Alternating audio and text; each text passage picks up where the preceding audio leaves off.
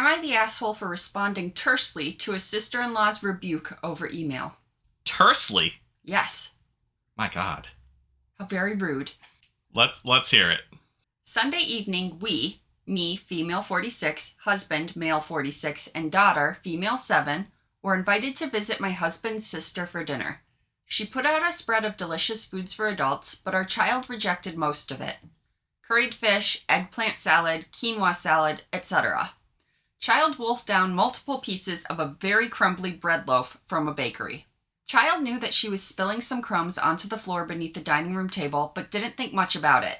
We, parents, were in a group conversation and did not notice. Admittedly, we could have and should have checked the floor afterwards, noticed, and cleaned it up.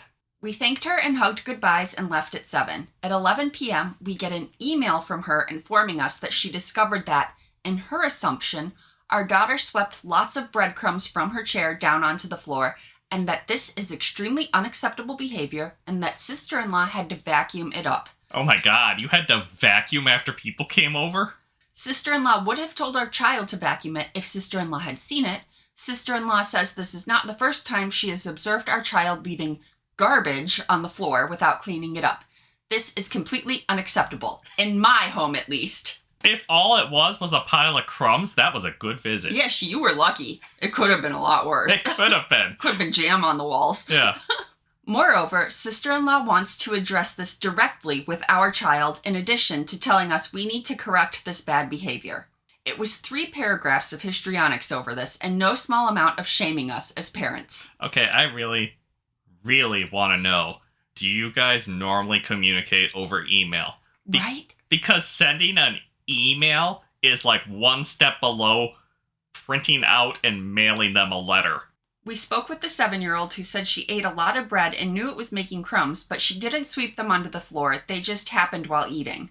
We spoke gently about being a considerate guest. No big deal. That's where the conversation should end, yes.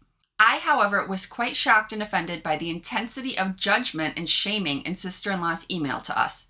I waited 24 hours, then simply wrote, "Apologies. We spoke with her. Thank you." Now husband is saying I went nuclear with my response, and sister-in-law is angry about it. It is true that reply is a completely different tone and terseness than my usual normal communication style, and the terseness was intentional. But why am I now the villain when, if anybody went nuclear here, it was sister-in-law who flipped out over finding a bunch of breadcrumbs on the floor under where a 7-year-old child sat at her table? Who is the asshole here?